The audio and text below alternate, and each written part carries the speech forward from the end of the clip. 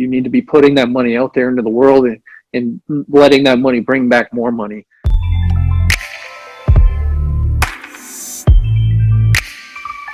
I don't hear that often, right? I hear people say, "Oh yeah, I always knew I wanted to invest," but I think it goes without saying, there's something real about,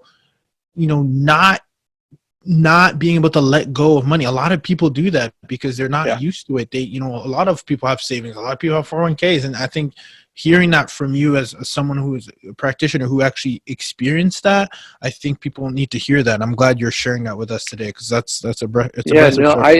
deal with students every day that are just holding on to this cash, and I understand it, man.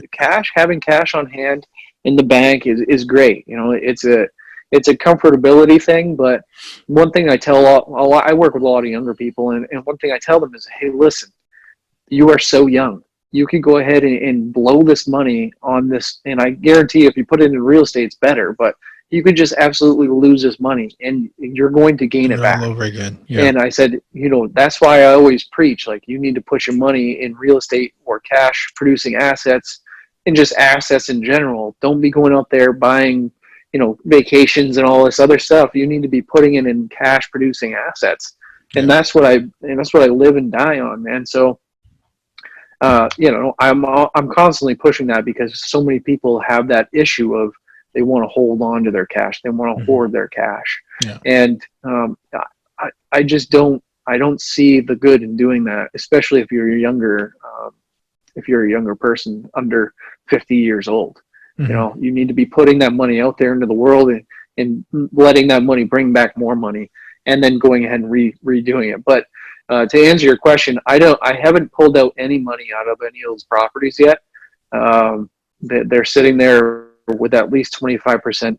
And I do that because I wouldn't want to take any more than 80% from those properties. And I've heard horror stories from people over leveraging buildings, and I'm not trying to be one of those guys that just tries to get super greedy. So, the cash flow on my properties, like that property I was telling you about, dude, that first property brings me in at least $3,600 a month in cash flow.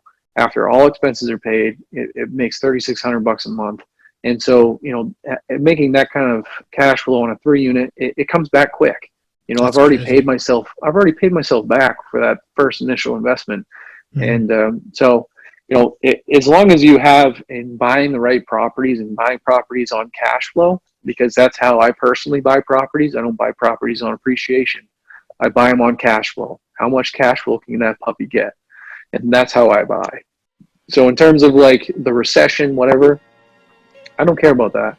I don't care about the value of my properties. They can go to zero. I'm in for the long run. Yeah, man, I'm in there for the long run. And when you're in there for the long run, you don't really need to worry about that stuff.